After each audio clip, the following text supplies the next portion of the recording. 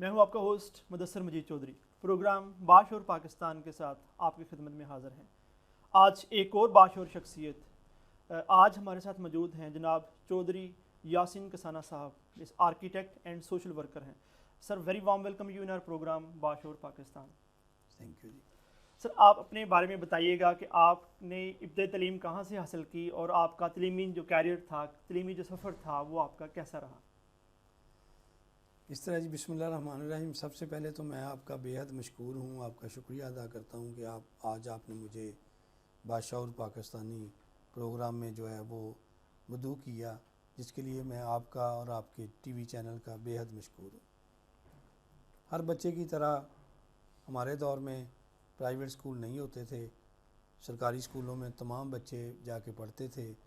मैंने primary school से, middle school से, और फैसलाबाद का मशहूर स्कूल है MC हाई स्कूल कोतवाली रोड, वहाँ से मैंने मैट्रिक किया।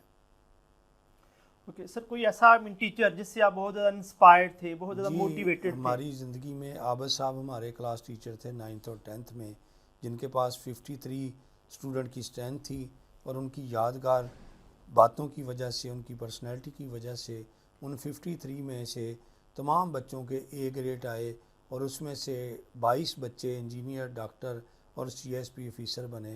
वो उनकी ऐसी प्यारी शख्सियत थी। उसके बाद मैंने FSC जो है वो गवर्नमेंट कॉलेज, जो मौजूदा गवर्नमेंट GC यूनिवर्सिटी है, वहाँ से किया, और मैंने मेडिकल के में FSC की थी, मगर FSC में 4 नंबर कम आने की वजह से मैं डॉक्टर ना बन सका। मैं आपके साथ शेयर करना चाहूँगा अपनी ज़िंदगी का वो यादगार लम्हा, वो यादगार बातें जो एजुकेशन में हर स्टूडेंट को फेस करनी पड़ती हैं, और मैं फ़र्ज़ समझता हूँ कि अपने नौजवान नस्ल को, बच्चों को बताऊँ कि एजुकेशन में इस तरह के वाक़यात होते रहते हैं। जब 4 नंबरों से बहावलपुर मेडिकल कॉलेज में दाखिला ना मिल सका, तो मैंने एग्रीकल्चर यूनिवर्सिटी में एडमिशन ले लिया। उस वक्त एग्रीकल्चर यूनिवर्सिटी जो थी वो ज़्यादातर देहात से आए हुए लड़कों की यूनिवर्सिटी थी, और टीचर जो थे वो बड़े कॉम्पिटेंट PhD टीचर थे। उनमें से एक टीचर ने एक दिन शरारत के ऊपर हमें कुछ बुरा भला बोला। मुझे बहुत डिस्टर्बेंस हुई। कुछ लफ्ज़ उन्होंने ऐसे बोले कि जिससे ये तासर जाए कि आप लोग डॉक्टर नहीं बन सके, तो अब आप यहाँ आ गए पढ़ने के लिए। मैंने फिर फ़ैसला किया कि मुझे मैथमेटिक्स दे देना चाहिए, एक्स्ट्रा सब्जेक्ट कर लूँ, ताकि मैं अपना लाइफ कैरियर जो है उसका आगाज़ कर सकूँ। मैंने फिर FSC में मैथमेटिक्स किया, तो मुझे Dawood college of technology Karachi में आर्किटेक्चर में दाखिला मिल गया। मैं समझता हूँ कि जब आप किसी दीवार को बंद समझते हैं ना, तो असल में वो बंद नहीं होती, वो आपकी आंखों को नज़र आ रही होती है कि आपका मुस्तकबिल तरीक हो गया। लेकिन जब आप खलूस के साथ, मेहनत के साथ, जज्बे के साथ लगे होते हैं ना, तो अल्लाह आपको वहाँ लेकर जाता है, उस बंद दीवार से, जो आपकी असल मंजर होती है। तो स्कूल दौर का या कॉलेज दौर का या यूनिवर्सिटी दौर का जो आप समझते हैं, कोई ऐसा यादगार वाक़या, कोई ऐसा दिलचस्प वाक़या जो आप हमारे नाज़रीन के साथ शेयर करना चाहें, तो आप शेयर कीजिएगा।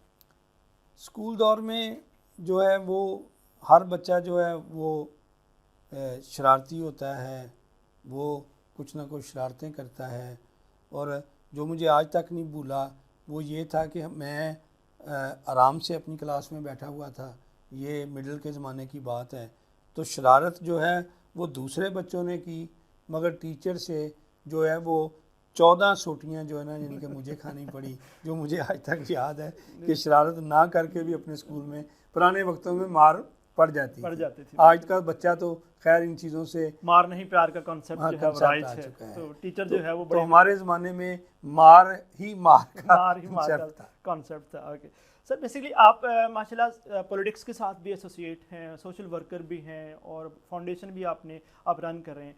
तो आप बीइंग पॉलिटिकल वर्कर, आप क्या समझते हैं कि पाकिस्तान जो है 73 ईयर्स से जो है सिस्टम ये चलता आ रहा है, सियासी हमारा जो डेमोक्रेसी चलती आ रही है, तो मौजूदा सियासी निज़ाम के बारे में आप क्या कहना चाहेंगे कि क्या हम डिलीवर क्यों नहीं कर पाई? जितनी भी पॉलिटिकल पार्टीज़ आई हैं तो वो डिलीवर क्यों नहीं कर पाई? लोग जो हैं वो खुशहाल क्यों नहीं हो पाए? अगर हम देखें बाद में इवन के जो बांग्लादेश है बाद में हमसे जो है वो सेपरेट हुआ, और उसके बाद उनकी जो इकॉनमी की बात करें तो वो हमसे बेटर है और हम जो हैं वो पीछे की पीछे जाए जा रहे हैं, इसकी क्या वजूहत है?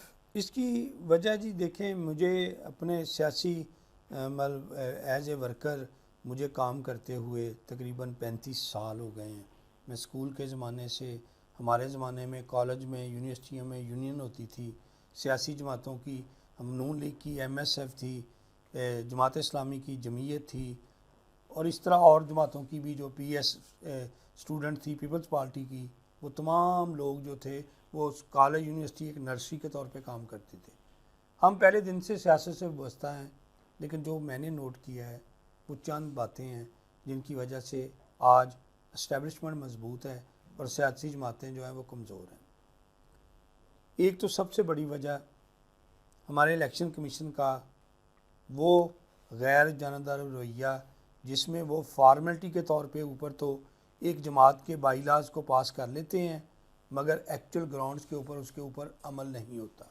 मसलन नून लीग, PTI, पीपल्स पार्टी की जमातों के एजेंडा में शामिल है कि हम हर साल अपने जमात के अंदर इलेक्शन करवाएंगे, बाकायदा वोटिंग होगी, मगर आज तक वोटिंग नहीं हुई, सिर्फ सिलेक्शन होती है, पर्चियों के ऊपर लीडर सेलेक्ट होते हैं और जमातें ख़ानदानों को ट्रांसफ़र की जाती हैं। वर्कर्स की कोई तरबियत साजी नहीं की जाती कि आप यूनियन काउंसिल लेवल पे जमात बनाएं, आप MPA लेवल पे जमात बनाएं, आप MNA लेवल पे जमात बनाएं और वहाँ से ग्रास रूट से आप लोगों को नतार के लोगों को साफ़ सुथरे लोगों को आगे लेकर आएँ, फिर टिकटों की तकसीम हो। यहाँ पर तो सिर्फ चेयर के ऊपर एक बादशाह बैठा होता है सियासी जमातों के अंदर, उसका सर हिलता है तो एक जाली डिग्री वाले को टिकट मिलती है, उसका सर हिलता है तो माफिया को टिकट मिलती है, उसका सर हिलता है तो वो बाहर से आता है और आते ही वो सेनेटर सेलेक्ट हो जाता है। लिहाजा इनके बेसिकली पार्टियों के अंदर जमहूरियत ना होना मेन वजह है। ख़ानदानी सिस्टम का जब तक ख़ात्मा नहीं होगा, जमातों के अंदर बाकायदा तंजीम साजी के साथ नीचे से लेकर ऊपर तक वर्कर नहीं आएगा, पढ़े लिखे लोग नहीं आएंगे, स्किल्ड पर्सन नहीं आएंगे, हर शोबे के अंदर उस शोबे का बंदा नहीं आएगा, तो यही हाल रहेगा कि ये जमातें हर बार किसी कुर्सी की तरफ देख रही होंगी कि इसका इशारा आए तो मैं अदम एतमाद मूव करूं, इसका इशारा आए तो मैं जमात को इलेक्शन में पुट करूं। यानी कि एक्चुअल रीज़न अपने ख़ानदानों के अंदर इस जमातों को रखना। मसलन आप एक इश्तिहार देखते हैं तो वहाँ पर एक जमात के 5 बड़े लीडरों का इश्तिहार लगा होगा। वो होता क्या है? बाप है, बेटी है, चाया है, चाचा है, भतीजा है, दमाद है, समधी है। आप दूसरी जमात को देखते हैं, हालांकि इवन उलमा इकराम की जमातें जो हैं उसके अंदर भी बेटे हैं, भाई हैं, बेटियां हैं, दमाद हैं, समधी हैं। लिहाजा जब तक जमातों के अंदर सिस्टम नहीं आएगा, अब जाके मैं समझता हूँ कि आप जैसे TV चैनल्स की वजह से, सोशल सेटअप की वजह से, सोशल मीडिया की वजह से अब वो वक्त आ गया है कि इन जमातों के हाथों से जिस तरह रेत निकल जाती है ना, अगर इन्होंने अपने आप को ना बदला तो अब लोग खुद से एक नया निज़ाम लेकर आएंगे। जो मैं कह रहा हूँ वो उसी तरह का एक जमहूरी निज़ाम होगा।